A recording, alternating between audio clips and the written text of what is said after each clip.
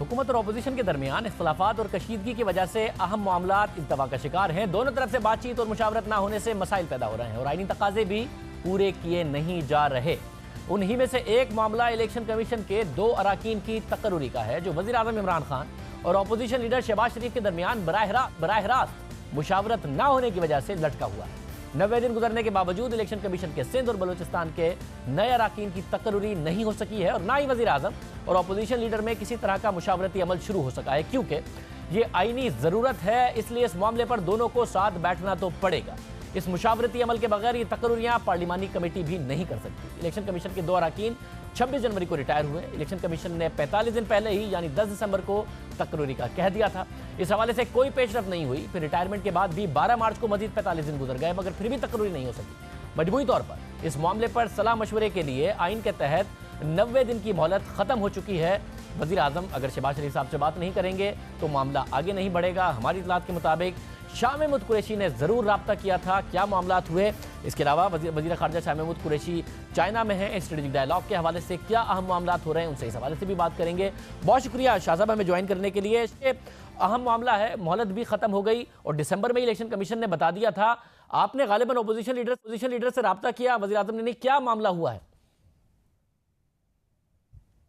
देखिए, उस पे भी वो बिल्कुल आप सही फरमा रहे हैं कि 2 मोअज़्ज़ज़ मेंबरान जो है इलेक्शन कमीशन के, उनकी मुद्दत पूरी हो गई है, उनको नामजद होना है और उसका एक तरीकाकार जो है वो तयशुदा है। उसमें कायदे हिज़्ब इख्तिलाफ ने और कायदे अवान ने मशावरत करके 3-3 नाम मुरतब करने होते हैं। अब वो हो रहा था प्रोसेस और फिर आप जानते हैं कि ये सारी सूरत हाल जो मुल्की है और जो हमारा जो दाखिली जहालियत के इश्यूज आ गए तो तवज्जो उस तरफ मरकूज हो गई और ये मामला खटाई में पड़ गया। लेकिन ये ज़रूरी है, इस पे भी हमने पेशरफ्त करनी है।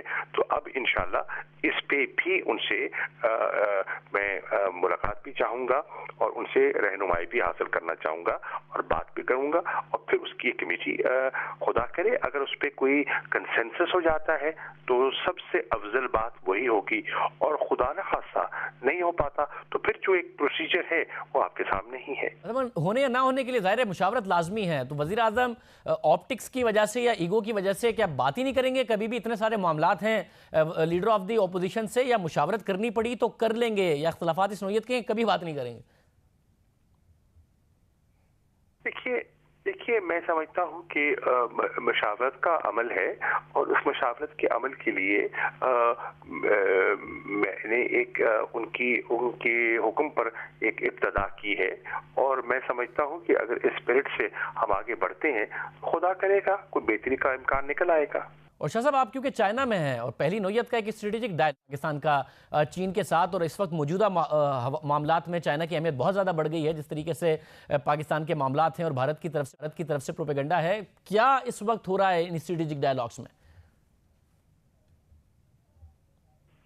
देखिए, ये हमने फैसला किया था पिछली नशिस्त में कि जो हमारी पॉलिटिकल कंसल्टेशंस हैं, बायलैटरल कंसल्टेशंस हैं, उसको हम अपग्रेड करें to the official to the foreign ministers level और ये उसका पहला इजलास है। इस इजलास की अहमियत और भी बढ़ गई है। जो इस वक्त खित्ते की सूरत हाल है उसको आप मद्देनजर रखें और चीन का जो किरदार रहा है डी एस्केलेशन में और जो पाकिस्तान का साथ उन्होंने दिया है, तो हम पर ये लाजिम है कि हम हर कदम पर माजी में भी उनसे मशावरत करते रहे हैं और अब भी कर रहे हैं। तो एक तो ये था कि इस इवॉल्विंग सिचुएशन पर एक दूसरे को एतमाद में लिया जाए और एक दूसरे से मशावरत की जाए। अपने बायलैटरल रिलेशंस की नौइयत को फर्दर ब्रॉडन कैसे करना है, डीपन कैसे करना है, ये इसका दूसरा जुज है। और माफ कीजिए, जो सीपैक का हमारा इकोनॉमिक कॉरिडोर का मंसूबा है और जिसका अगले माह अप्रैल में चीन के सदर ने वज़ीर आज़म पाकिस्तान इमरान खान साहब को दावत दी है, जिसपे 36 ममालिक के सरबराहान तशरीफ ला रहे हैं, उसमें पाकिस्तान का जो रोल है इस फ्लैगशिप प्रोजेक्ट को प्रोजेक्ट करने में और इसको अमली शक्ल देने में, उस पे हम अपना रोल और सपोर्ट का इजहार करना। तो ये 3 मकासद हमारे थे जिस पर मेरी नशिस्तें हुई और वाइस प्रेसिडेंट से चीन के उनसे भी मुलाकात मुतवक्के है। आइडिया ये है कि हम कोऑर्डिनेट करके आगे बढ़ें क्योंकि अभी इम्तिहान और भी हैं। और साहब, डोमेस्टिकली भी आपने 28 मार्च को नेशनल एक्शन प्लान पर अमल दरामद के हवाले से पार्लिमानी रहनुमाओं को खत लिखे हैं, जो कि बड़ी अहम बात है। और क्योंकि वो मसूद अजहर के पर्सपेक्टिव में भारत की तरफ से बहुत ज़्यादा पाकिस्तान के खिलाफ एक प्रेशर क्रिएट करना और चाइना का उसमें एक अहम किरदार रहा है, तो क्या चाइना को भी एतमाद में लेंगे नेशनल एक्शन प्लान के हवाले से? जो 28 मार्च की मीटिंग है उस हवाले से भी बताइएगा जो खतूत लिखे हैं आपने। देखिए, पहली बात तो ये है कि चाइना को बिल्कुल मैं बावर कराना चाहूँगा कि नेशनल एक्शन प्लान पर हमारी सोच क्या है, हमारा 20 नुकाती एजेंडा क्या है और हमारा पॉलिटिकल कंसेंसस जो इवॉल्व हुआ उसकी मुहर्रकात क्या थी और मुस्तकबिल के तकाजे क्या हैं और हमारी ज़रूरियात क्या हैं। मैंने कोशिश की है कि इस पर और वज़ीर आज़म की हिदायत के मुताबिक उनकी मशावरत के साथ मैंने मुख्तलिफ पार्लिमानी लीडरों को जो हिज़्ब इख्तिलाफ की जमातें हैं और हमारी जो हलीफ जमातें हैं उन्हें भी खतूत अरसाल कर दी हैं 28 मार्च की मीटिंग के लिए। मकसद ये है कि हमने आगे कैसे बढ़ना है। देखिए, एक है दुनिया क्या कहती है, दूसरा ये है हम क्या चाहते हैं, पाकिस्तान की ज़रूरियात क्या हैं, पाकिस्तान के मुस्तकबिल के चैलेंजेस क्या हैं और हमारी नेशनल सिक्योरिटी रिक्वायरमेंट्स क्या हैं।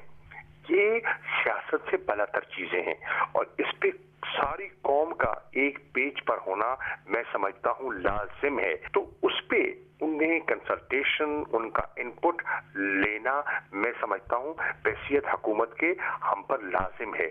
मैंने कायदे हिज़्ब इख्तिलाफ जनाब शहबाज शरीफ साहब से खत लिखने से पहले मैंने टेलीफोन पे उनसे बात भी की और मैंने जनाब आसिफ अली जरदारी साहब से भी टेलीफोन पर, क्योंकि 2 बड़ी पार्टीज के 2 अहम लीडर्स हैं, उनसे मैंने मशावरत भी की और उनसे बात भी की और मैं ये रिकॉर्ड पे लाना चाहता हूँ दोनों का जो रवैया था वो मुस्बत था और उसमें मुझे पाकिस्तानियत दिखाई दी। तो मैं उम्मीद करता हूँ कि दीगर कायदीन भी तशरीफ भी लाएंगे और अपने मशवरों से मुस्तफीद भी फरमाएंगे। बहुत शुक्रिया।